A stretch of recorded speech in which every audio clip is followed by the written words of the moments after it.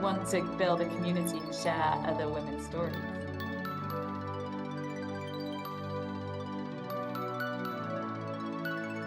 Hi, everyone, and welcome to the Tea with TE podcast.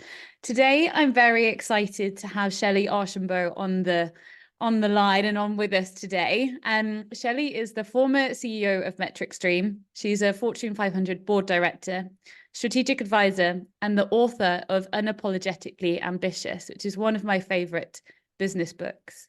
Wow. And Shellye, thank you so much for coming on and joining us. Oh, absolutely. I've been looking forward to this, Terri. It's a pleasure to have you here. I think we'll get straight to it, and if you don't mind, so just starting by sharing a little bit about your background, but also what inspired you to write Unapologetically Ambitious. So let me share a little bit of background first. I think that'll lead into why I decided to write it.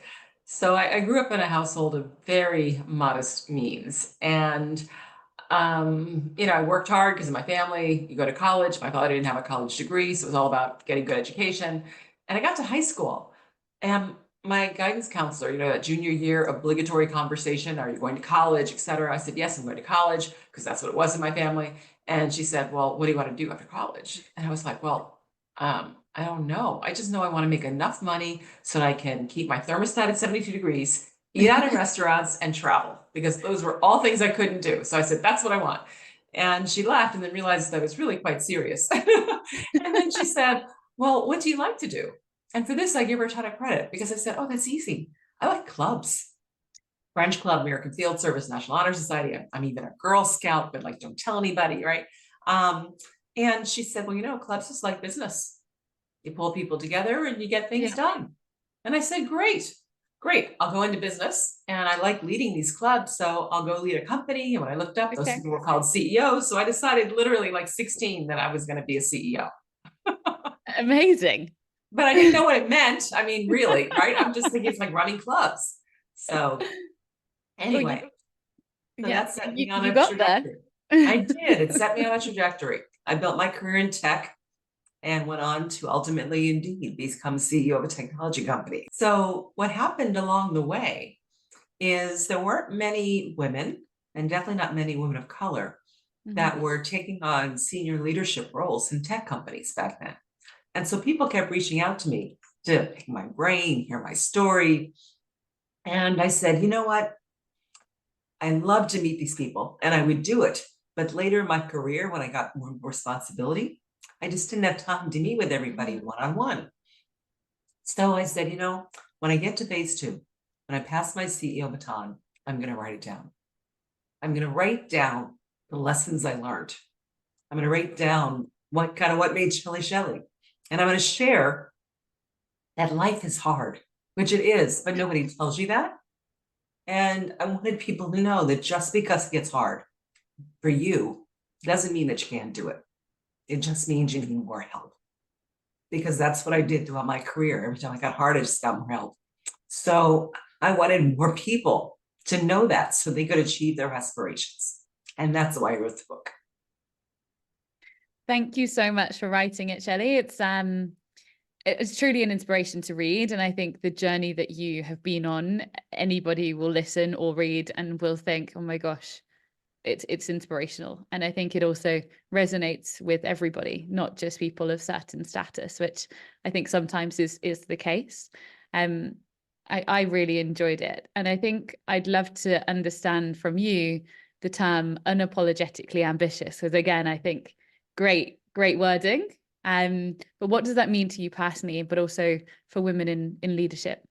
Well, it's interesting. I knew when I wrote the book that I wanted the word ambition somewhere in the title, because way too often people would say something like, oh, you're ambitious, but it wasn't meant as a compliment.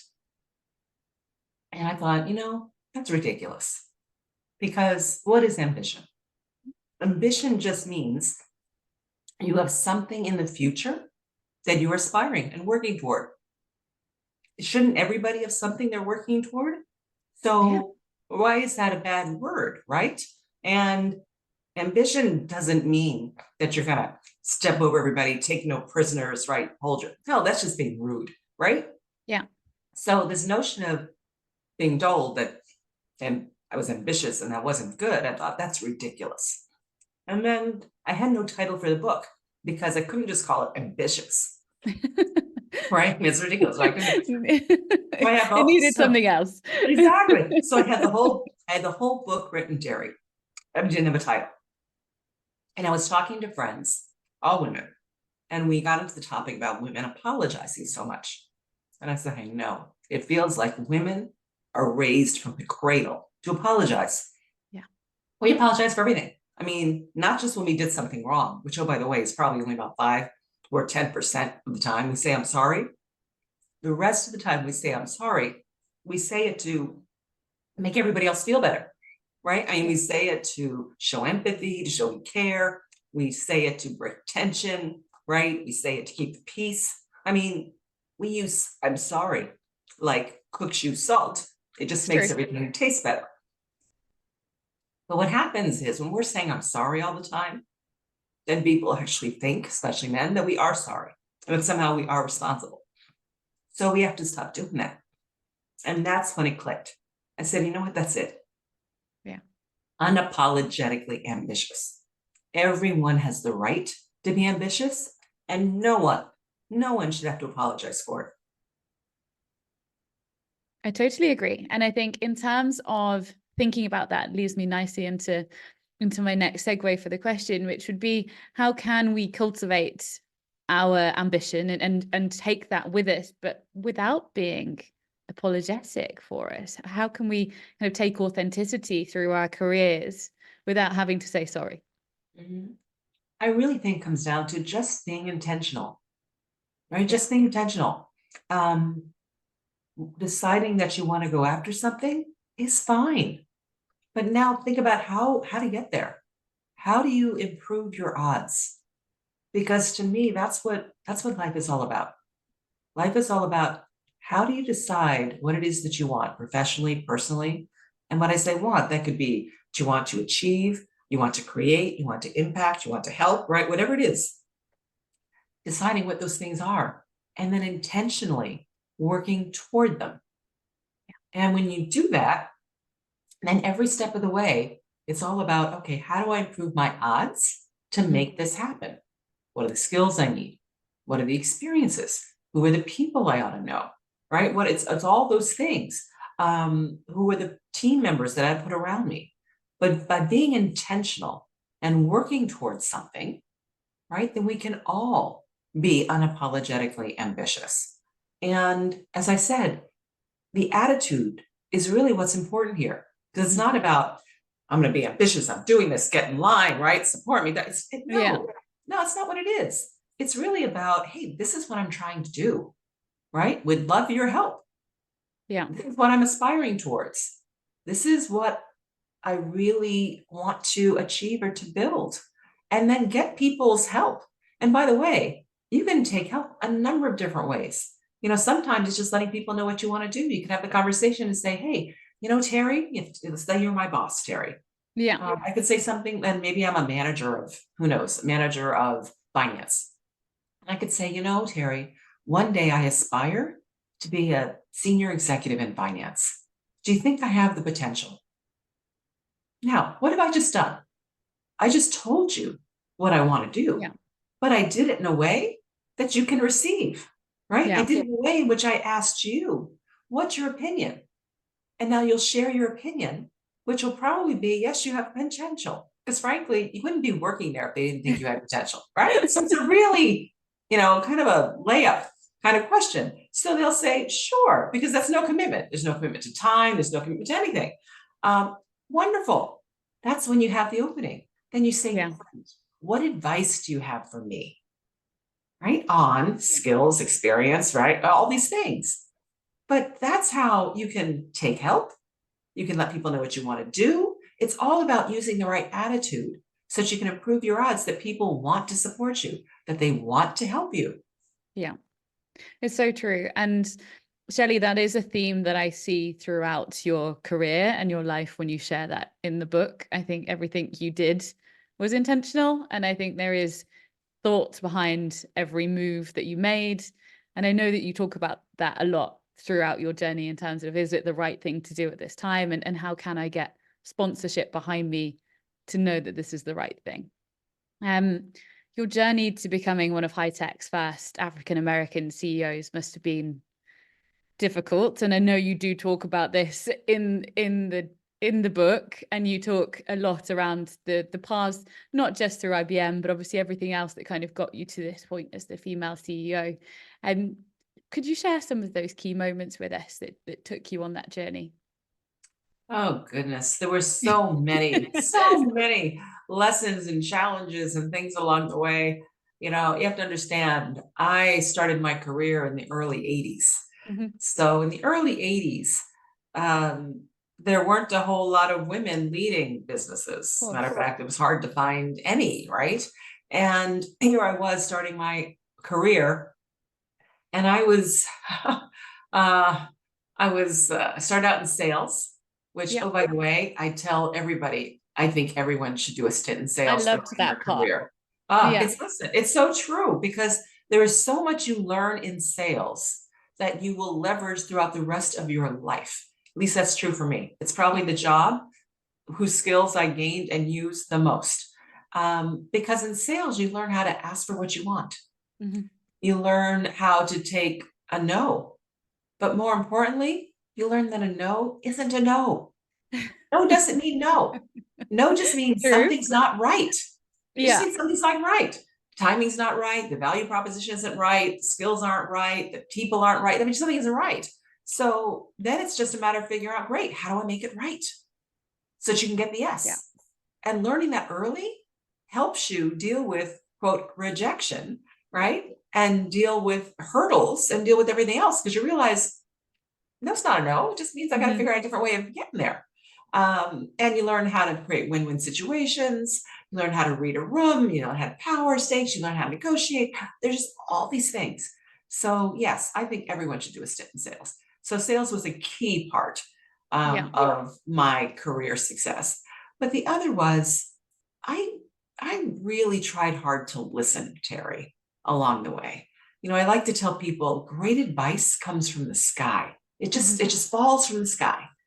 But many of us just aren't listening for it. So it just hits the ground.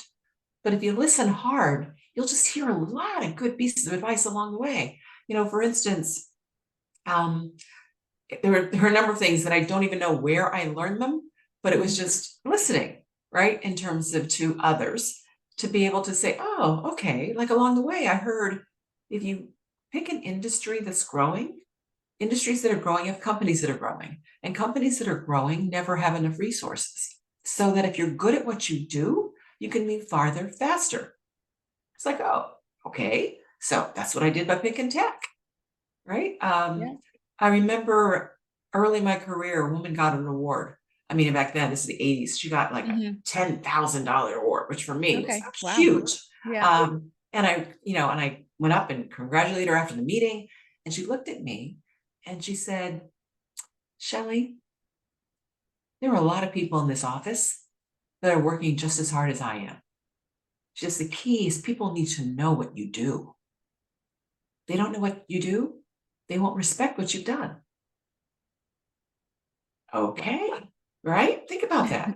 A lot of us, we think we just work hard, put our heads down, right? Yeah. People will say good job, and they might say good job. But they probably don't know what you do every day because they're not focused on you per se, right? So you just need to make sure that people kind of know what you do.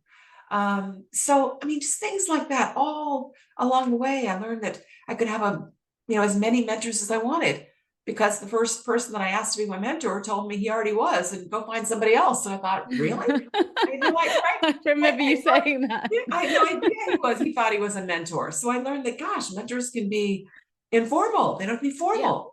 Yeah. And he told me to get another one. I gave as many as I wanted. So I adopted mentors all over the place, right? I mean, it's all those things. Advice falls from the sky. Yeah. We just have to have our ears open, listen, and figure out how we can use it to help ourselves in being intentional and moving forward with trying to do what we want to do. Yeah. Back to the intentional thought process, which I love. I think it's a common theme that people should lead with, I think, when they're thinking about career progress.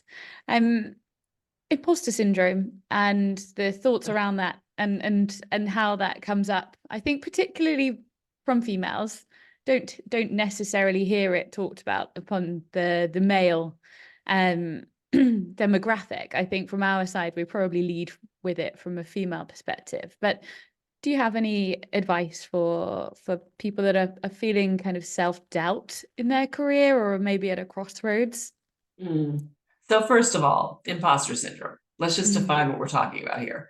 The whole imposter syndrome thing is that little voice, right? Yes. It's that little voice that when you face something new, when you're looking at a new opportunity, a promotion, be speaking in front of a group or joining a new club or whatever it might be, something new. It's that little voice that starts creeping up that says, wait till they figure out you're not as smart as they think that you are, right? Just wait till they know that you don't have all the skills, right, that you're supposed to have for this job, right? It's this voice that's telling you, why do you think you're going to be successful? You're probably going to fail. You don't know it. It's his voice, right? It's this voice that it's like reverberating. And when you hear this voice, you can't remember anything good that you've done or accomplished. I mean, it's just the voice that is trying to tear you down, and that's the voice. Yeah. Right. That's this imposter syndrome that says you're a fraud, right? You're not going to make it. You're not real. You're not capable. You're not credible. Well, let me tell you, I've suffered from that voice my entire life. Really? I still do from time to time, which is ridiculous. The answer is yes, absolutely. But here's the key. You know, Terry, you said you think it feels like, women more so than anybody else. Well, that's true, except studies show that just about everyone suffers from imposter syndrome at some point or another, men and women. Yeah. Now, women more so than men, right? And frankly, women of color the most, but everybody at times hears this voice. So what does that tell you? If everybody's hearing it, then it's actually not you. Yes. Right? I mean, if everybody's hearing it, it's like in the air. It's like television. You turn it on, it comes across the airways. Everybody sees the same thing at the same time. Well, what do you do when what you're watching is scary or very uncomfortable, right? Or whatever? You turn it off. That voice, tell yourself, this voice isn't real. Everybody hears the voice. Turn this thing off. Yeah. And if that doesn't work, remember, the only time you feel it or hear this voice is when you're facing something new. Well, guess what? You wouldn't have the opportunity. You wouldn't have the new job offer. You wouldn't be invited to the group. You wouldn't be asked to speak. You wouldn't be whatever, if others didn't think that you were capable. Yeah. So you can't believe in yourself, believe them when they offer the opportunity. They're telling you, we believe in you, right? Now, if that doesn't work, then fake it. Fake the confidence. Because here's the key. If you think about it, you always figure it out. Yeah. No matter what you're facing, you always figure it out. So give yourself the benefit of the doubt and say, all right, maybe I don't know everything, right? Maybe I'm not perfect yet. Maybe but I'm going to figure this out. So shoulders back, chin up, walk in with confidence that you're going to figure it out because you always have. Yeah. Right. And what's the worst that can happen, right? Normally. Exactly. That's the question I always ask myself when I face a risk, Terry, is what's the worst that can happen? And when you really ask yourself that, there is extremely little out there that will kill you. So if it's not going to kill you, then okay, right? You can survive it. So push forward. Yeah, exactly. I think it's great that you are open, and we'll talk about that though. I think a lot of people will sometimes say, oh, I don't get that. I don't struggle with that. Oh man. No, I mean, listen, when I first got wasn't even my first board seat. I've been serving on public boards for 8 years. I was a CEO for over a decade, right? The whole bit. Yeah. I get invited to sit on the board of Verizon. Yeah. The biggest company, right? I think, oh my gosh, this is amazing. Yeah. Right? So I go to my first board meeting and I get ready to walk into the room, and you open the door and you walk in and it's like, there's the CEO of Walgreens. That's the former chair of the SEC. That's the former secretary of transportation for the, I'm like, oh my God, right? Am I going to be a hold my own in this group? Who am I? Like, Shelley, get over it. right? It's that voice that creeps up to say, you don't belong, right? You shouldn't be here. Nope, still had it, right? But what did I do? Wake myself up, shoulders back, chin up, walk in, right? Act like I know what I'm doing until I do. So yes, always. How was that? How was that first day as the board advisor of Verizon? Yeah, it was great. Honestly, I mean, it was nerve-wracking in the beginning because you're sitting there saying, okay, don't want to do anything wrong, right? And you're learning a new language. Every company has their own language, all the acronyms, right? The whole bit. So I'm keeping this list so I can ask people on the side and not interrupt the flow, etc. But no, it was great. People were wonderful. Was able to contribute, so it was all good. Great. And I know your career and life journey hasn't just been about work. You are a mother. Yes. And I'd love to just and you do talk about this in the book, and it's one of my favorite parts in terms of obviously how you juggle work and personal life. But also, I think it's great to hear from you directly. How can you manage that, and what's the best advice that you have in terms of managing that, particularly as you grow through your career? Yeah, so that is one of the challenges that all of us parents face, right? But because of societal expectations and judgment, women feel even more, right? Responsibility. And as a result, what I figured out was this whole notion of work-life balance. The word balance, I actually can't stand that word balance. And the reason I don't like work-life balance is because what is a balance? A balance is a fixed structure, right? It's a base with a bar across the top, two weights on both sides that never move. If it's in balance, they never move. They're static. Well, Terry, is your life static? No. Is my life static? No, life does this.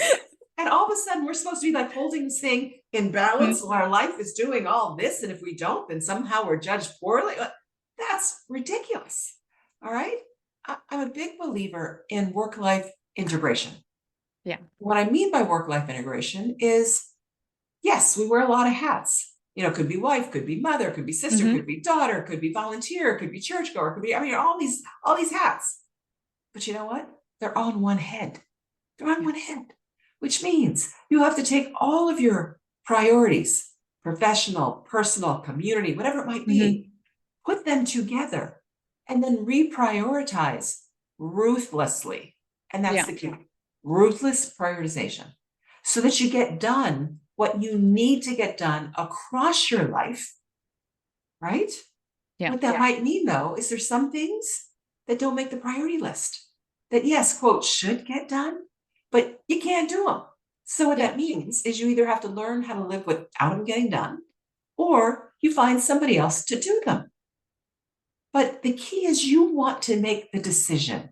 You decide, think about it. You've got a plate. You've got all these things coming on the plate. You want to decide what you take off the plate and set down. Because when you do, they don't break. When you put everything on the plate and you keep letting things get added to the plate and you don't make a conscious, intentional decision on what comes off the plate, stuff falls off the plate. Yes. And when it falls, it breaks. Right? That's a problem, because then you got to clean up the mess. And that just takes more time and more things fall off the plate. And the next thing you know, you're feeling overwhelmed. Right? No. Ruthless prioritization. You take stuff off the plate. Now, one of the keys to be able to do that, because you sit there and say, oh, Shelley, that sounds fine. But yeah, who can really do that? But one of the keys to being able to do that, I found, is that you have to decide for yourself what you are willing to be judged on. Because one of the reasons that so many things fall on the plate is because we feel judged, especially as women. Yeah. We feel judged on everything. We get judged not only on who we are, maybe what job we have, what education, where we live, what car we drive, all right, how we look. We feel judged. But we also feel judged about our families. How does our husband look? What does our husband do? Or what does our partner do? Or what do our kids look like? How are they dressed? Where do they go to school? What's the vacations? I mean, oh my God, right? So when you feel judged on all of that, you feel you have to do all of that. You've got to manage. It's like, oh my God, my son's shirt is wrinkled. So you got to stop and you got to iron the shirt. Why? Because I'd be judged. They walk outside and thinking, what kind of mother do they have, right? I mean, it's all that stuff. So no wonder So the key is we have to decide what we're willing to be judged on and just let go of the rest. You know, in the book, I talk about a story that just brings this home, which was my daughter. So my daughter was born. I'm working. My husband's working. My daughter's born. She's born with this thick curly hair. You can see I have thick curly hair. And the best way for this thick curly hair to look nice every day is you got to brush, comb, part, braid, put little ribbons, right? The whole bit. Now, do I know how to do that? Yes. I had long hair when I was young, right? Yes. Does my late husband, all 6'2", former football player, big hands, does he know how to part, braid, plait? No. Did he have to learn? Yep. Right? Yes, because I can't do that all the time. No. So what did that mean? That meant when she was going off to preschool at 3, 4 years old, and he did her hair, she looked pretty jacked up. I mean, thick braid, thin braid, unravel. I mean, now, did I redo her hair? Nope. Why? Because he had to learn, and it's practice. And she's 3, 4. She didn't care what she looks like. So she goes to school. Now, do I know that people would look at her and think, where is her mother? How could they let her go into school looking like that? Right? Of course. Do they ever say, where is her father? But no, we're the mothers. We get judged. Yeah. But here's the key. I didn't care. Right. They don't know us. They don't know our priorities. They don't know what's important to us. Right? So therefore, I'm not going to let that judgment bother me. And you know what? In like a month or so, my husband was doing a great job with her hair. Exactly. Everything was fine. So that's the key. Let go of the judgment so that you don't feel compelled to redo, to do it anyway. Oh, let me fix it. Or let me do, right? You got to let go of that judgment. And when you do, then you can have fewer things on your plate. You are more apt to be able to take help. And by the way, taking help is also key. And I know I'm talking a lot about this, but it's so important. I mean, everyone, a 5-year-old knows their colors. They can separate the laundry. All right. Everybody has a job at home. Everybody can have a job at home. Yeah. You don't have to do all this stuff. I completely agree. And that you do talk a lot about that in the book in terms of not just doing everything and feeling like you have to do everything on your own either. And it's just something that reminded me of that just now was actually when you even talk about having to go and do your walking meetings, because I took that away from your book actually, because I thought, why don't I combine both and do it at the same time? I don't have to lose one or the other over a lunch break. I can do both, which again is something that I took with me. You talk a lot about network and community in the book as well. And I think community obviously played a huge part throughout your life, I think, and is really important to you. But I think women do struggle with networking, which might sound surprising, but I hear it a lot. And I think it's kind of not knowing how to build that network or where to go. What's your kind of key thoughts around that? Yes. A network is not how many business cards you have or how many contacts you have in your phone, right? Yeah. A network are the relationships that you have, right? The people that you can call on for help or support and will do things for you when maybe it's not all that convenient, right? So that's a network. And building a network is just about building relationships. And studies actually show women are better at building relationships. So if you have to, just change the terminology. Yes. Don't think about building a network. Just think about building relationships. And I find the best way to build relationships is to start by just helping people. Yeah. If you help someone, offer to help someone, they get a chance to get to know you, right? And when they get to know you and see you in a helpful way, they're more apt to think that, number one, you're a generous person, right? Weren't you nice to kind of offer that? And they may reciprocate, right, in some way, in terms of in the future.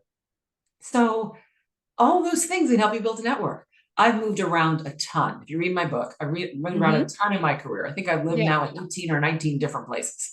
Wow. So every time you move, right, you're getting started again. So one of the things that my husband and I would do as we moved around is literally within about 2 months of moving, we'd have a party. Yeah. And you sit and say, what? Your house couldn't possibly have been ready. Remember that judgment thing? No, the house wasn't perfect, but it was also a great event in terms of having to hang the pictures, get at least the outside looked pretty good. So we'd have a party. Now, why do we have a party? And because that way we invite people over. If you invite people over, not everybody, but a number of them will actually reciprocate when they do something. And so suddenly you've invited people over, they'll invite you to something. Who did we invite?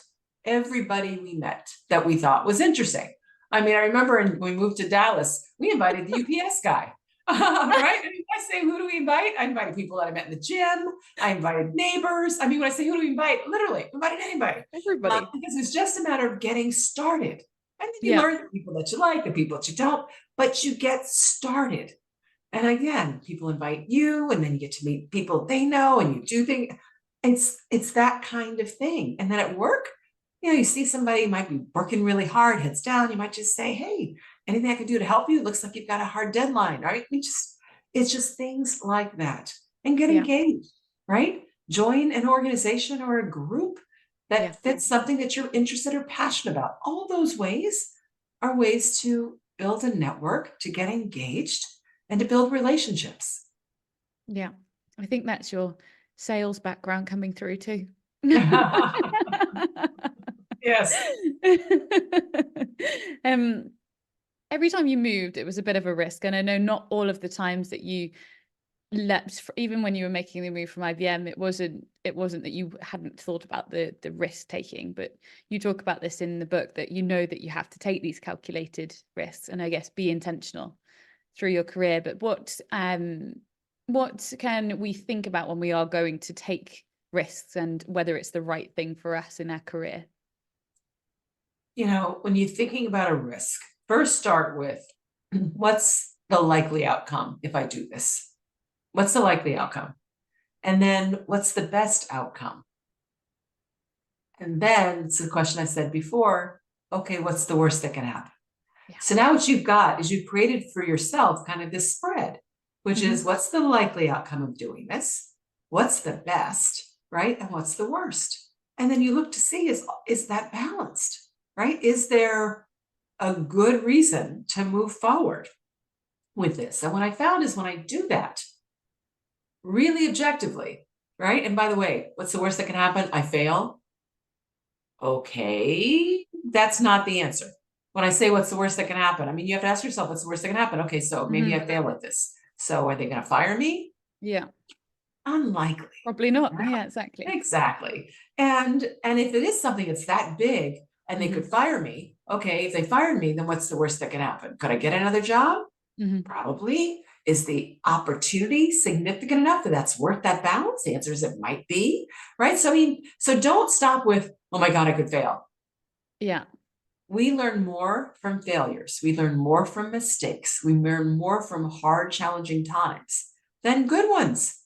Yeah. And all the skills that you have, if you go through the hard time, the challenge, the whole bit, you will learn more skills.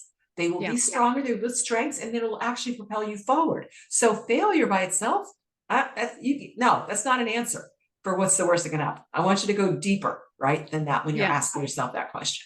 So that's what I ask myself. And then I move forward, because I find that as I do the what's the worst that can happen, rarely is the answer that I'm going to die, or that I'm going to impact my kids to the point where they won't have a good life, or that I'm going to be homeless, or that I'm going to, those things usually don't come up. So if they don't come up, you take the risk. Yeah. And it's usually worth the reward.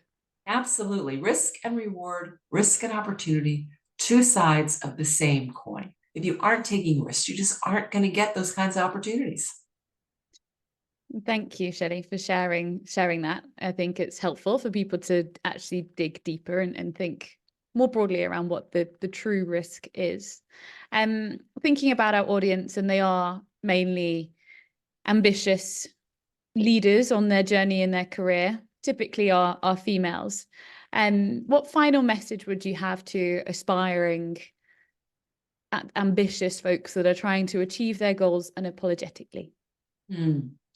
Remember, you own your career, not your boss, not your mentor, not HR, right? Not your spouse. You own your career. So therefore, be intentional with it. It's your career. People spend more time planning a vacation than they do planning and thinking about their career, right? I mean, you would never like spend $5,000 for airline tickets, tell your neighbors I'm going on a 2-week trip, put the dog in the kennel, right? Head to the airport, get on the plane, strap in that seatbelt, and then say to the pilot, so where are we going anyway? Right? You would never do that. We do it with our careers all the time. We spend all this time and money, education, training, we read books, we get groups, we get support, we do all this stuff, right? And then we put our heads down, do some work, and we wait for somebody to tell us what we might do next. Yeah. No, you own your career.